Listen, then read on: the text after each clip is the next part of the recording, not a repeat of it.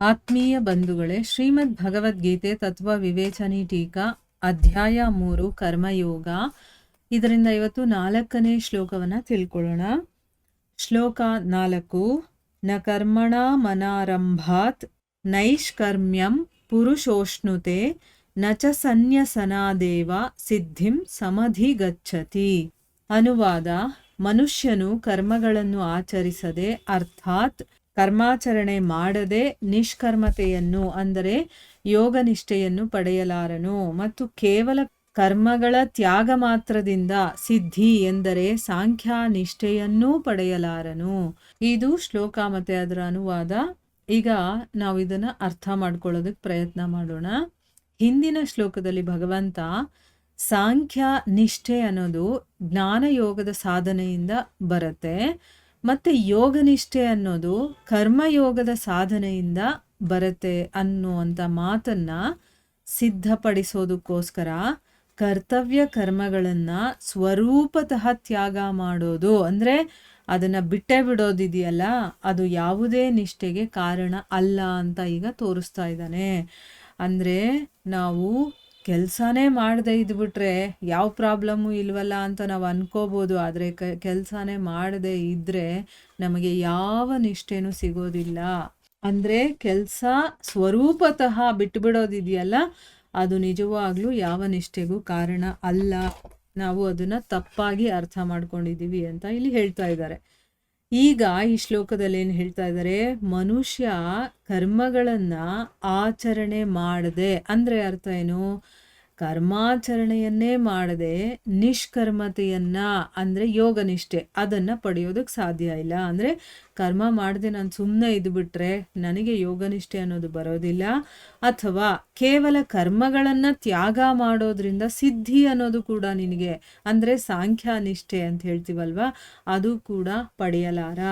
ನೋಡಿ, ಇಲ್ಲಿ ಕರ್ಮವನ್ನು ಮಾಡದೇ ಇರೋನು ಯೋಗನಿಷ್ಠೆಯನ್ನು ಪಡೆಯೋದಿಲ್ಲ.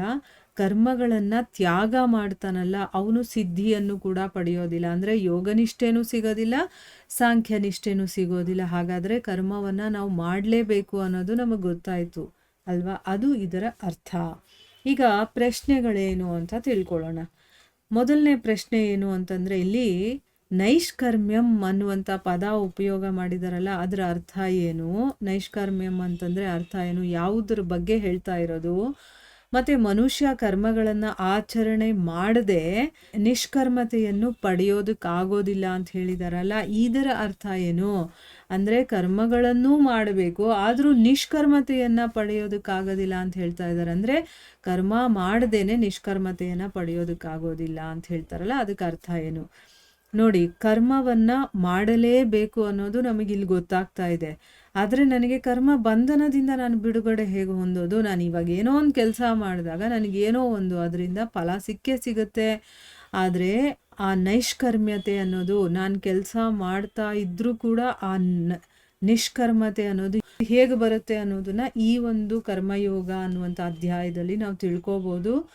ತುಂಬ ಇಂಪಾರ್ಟೆಂಟ್ ಆಗಿರುವಂಥ ವಿಷಯ. ಯಾಕೆಂದರೆ ನಾವೆಲ್ಲರೂ ಕೂಡ ಏನಾದರೂ ಒಂದು ಕೆಲಸವನ್ನು ಮಾಡ್ತಾನೆ ಇರ್ತೀವಲ್ವ, ಆದರೆ ಅದರಲ್ಲಿ ನೈಷ್ಕರ್ಮ್ಯತೆಯನ್ನು ನಾವು ಹೇಗೆ ಪಡೆಯೋದು ಅನ್ನೋದನ್ನು ತಿಳ್ಕೊಳ್ಳೋದಕ್ಕೋಸ್ಕರ ತುಂಬ ಇಂಪಾರ್ಟೆಂಟ್ ಈ ಒಂದು ಚಾಪ್ಟ್ರು. ಸ್ವಲ್ಪ ಗಮನ ಇಟ್ಟು ಕೇಳಬೇಕು ನಾವು, ಆಯಿತಾ? ಈಗ ಉತ್ತರ ಏನು ಅಂತ ತಿಳ್ಕೊಳ್ಳೋಣ. ಕರ್ಮಯೋಗದ ಪರಿಪಕ್ವ ಸ್ಥಿತಿಯ ವರ್ಣನೆಯನ್ನು ಅಂದರೆ ಕರ್ಮಯೋಗ ಅಂತಂದರೆ ಏನು, ಅದರಿಂದ ಎಲ್ಲ ಏನಾಗುತ್ತೆ ಅನ್ನೋದ್ರ ಬಗ್ಗೆ ಹಿಂದಿನ ಶ್ಲೋಕದ ವ್ಯಾಖ್ಯಾನವನ್ನು ಕೊಟ್ಟಿದ್ದಾರಲ್ಲ, ಅದರಲ್ಲಿ ಯೋಗ ನಿಷ್ಠೆಯ ಹೆಸರಿನಿಂದ ಏನನ್ನ ಹೇಳಿದಾರೋ, ಅಂದರೆ ಈಗ ಯೋಗ ನಿಷ್ಠೆ ನಮಗೆ ಬರಬೇಕಾದ್ರೆ ನಾವು ಏನೆಲ್ಲ ಮಾಡಬೇಕು, ಕರ್ಮಯೋಗದಿಂದ ನಮಗೇನಾಗುತ್ತೆ ಅಂತೆಲ್ಲ ಹೇಳಿದಾರೋ ಅದರ ವಾಚಕವಾಗಿ ಇಲ್ಲಿ ನೈಷ್ಕರ್ಮ್ಯಂ ಅನ್ನುವಂಥ ಪದ ಇದೆ. ಅಂದರೆ ನಾವು ಇದನ್ನು ಇನ್ನೂ ಸ್ವಲ್ಪ ನಂಗೆ ಅರ್ಥ ಆಗಿಲ್ಲ ಅಂತಂದಾಗ ಓದ ಶ್ಲೋಕದಲ್ಲಿ ಅಂತ ಹೇಳಿದಾರಲ್ವಾ, ಹಿಂದಿನ ಶ್ಲೋಕದಲ್ಲಿ ಇನ್ನೊಂದು ಸರಿ ಕೇಳಬೇಕು, ಆವಾಗ ನಮ್ಗೆ ಅರ್ಥ ಆಗುತ್ತೆ ಯೋಗನಿಷ್ಠೆ ಅಂತಂದರೆ ಏನು. ಯೋಗನಿಷ್ಠೆ ಬಗ್ಗೆ ಕಂಪ್ಲೀಟಾಗಿ ಅವರು ವಿವರವಾಗಿ ತಿಳಿಸಿದ್ದಾರೆ. ಅದನ್ನು ತಿಳ್ಕೊಂಡಾಗ ನಮಗೆ ಗೊತ್ತಾಗುತ್ತೆ. ಆ ವಿಷಯದ ಬಗ್ಗೆ ಇಲ್ಲಿ ಹೇಳೋದಕ್ಕೋಸ್ಕರ ನೈಷ್ಕರ್ಮ್ಯಂ ಅನ್ನುವಂಥ ಪದವನ್ನು ಉಪಯೋಗ ಮಾಡಿದ್ದಾರೆ. ಈ ಸ್ಥಿತಿಯನ್ನು ಯಾರು ಪಡೆದಿರ್ತಾನೋ ಅಂಥ ಮನುಷ್ಯ ಎಲ್ಲ ಕೆಲಸಗಳನ್ನು ಮಾಡ್ತಾ ಇದ್ರೂ ಕೂಡ ಅವುಗಳಿಂದ ಅವನು ಸರ್ವಥಾ ಮುಕ್ತನಾಗಿರ್ತಾನೆ. ಅವನು ಕರ್ಮ ಬಂಧನಕ್ಕೆ ಕಾರಣ ಆಗೋದಿಲ್ಲ. ಇದು ಹೇಗಪ್ಪ ಸಾಧ್ಯ? ಅವನು ಎಲ್ಲ ಕೆಲಸ ಮಾಡ್ತಾ ಇದ್ದಾನೆ. ಕೆಲಸ ಮಾಡಿದ್ಮೇಲೆ ಅದರಿಂದ ಏನಾದರೂ ಒಂದು ಪ್ರತಿಫಲ ಅನ್ನೋದು ಬರಲೇಬೇಕಲ್ವಾ?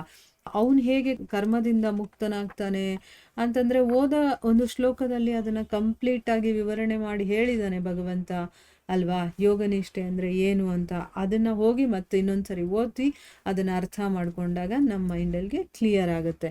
ಆಯಿತಾ? ಯಾವಾಗ ಒಬ್ಬ ಈ ನೈಷ್ಕರ್ಮ್ಯಂ ಅನ್ನುವಂಥ ಸ್ಥಿತಿಯನ್ನು ಪಡ್ಕೊಂಡಿರ್ತಾನೋ ಅಂಥ ಮನುಷ್ಯ ಏನೇ ಕೆಲಸ ಮಾಡ್ತಾ ಇದ್ರು, ಈಗ ಮುಕ್ತಾತ್ಮರಾಗಿರ್ಬೋದು, ಸಿದ್ಧರಾಗಿರ್ಬೋದು, ಋಷಿಗಳಾಗಿರ್ಬೋದು, ಸದ್ಗುರುಗಳಾಗಿರಬಹುದು, ಇವರಿಗೆ ಆ ಸ್ಥಿತಿ ಇರುತ್ತೆ. ಅದಕ್ಕೆ ಅವರು ನಮ್ಮ ಹಾಗೇನೆ ಅವರು ಪ್ರತಿನಿತ್ಯ ನಾವು ಹೇಗೆಲ್ಲ ಕರ್ಮಗಳನ್ನು ಮಾಡ್ತಾ ಇರ್ತೀವೋ ಅವರು ಹಾಗೆ ಮಾಡ್ತಾ ಇರ್ತಾರೆ. ನೋಡೋದಕ್ಕೆ ನಮ್ಗೆ ಹಂಗೆ ಅನಿಸುತ್ತೆ, ಆದರೆ ಅವರು ಅವುಗಳಿಂದ ಮುಕ್ತರಾಗಿರ್ತಾರೆ. ಆದರೆ ನಾವು ಬಂಧನಕ್ಕೆ ಒಳಗಾಗಿರ್ತೀವಿ.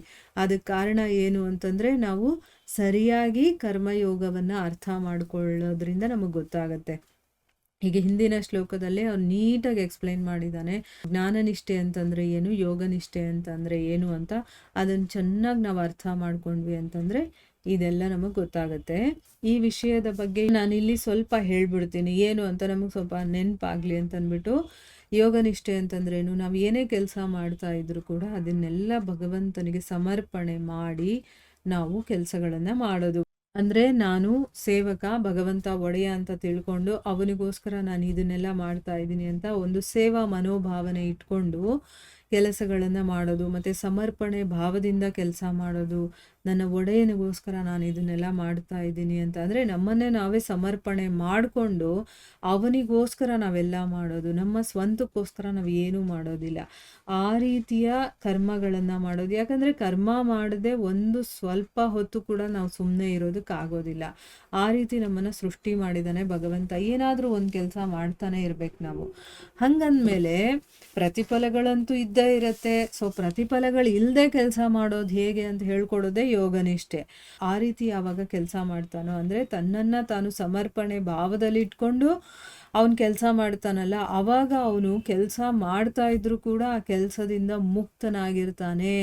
ಅವನಿಗೆ ಯಾವ ಬಂಧನಗಳು ಕೂಡ, ಅಂದರೆ ಕರ್ಮದ ಬಂಧನಗಳಿರುತ್ತಲ್ಲ, ಅದು ಪುಣ್ಯ ಆಗಿರ್ಬೋದು, ಪಾಪ ಆಗಿರ್ಬೋದು. ಈಗ ನಾವೇನೇ ಕೆಲಸ ಮಾಡಿದ್ರು ಪುಣ್ಯ ಸಿಗುತ್ತೆ ಇಲ್ಲ ಪಾಪ ಸಿಗುತ್ತೆ ಅಲ್ವಾ? ಆ ಬಂಧನಗಳು, ಪುಣ್ಯನೂ ಬಂಧನನೇ, ಪಾಪನೂ ಬಂಧನನೇ.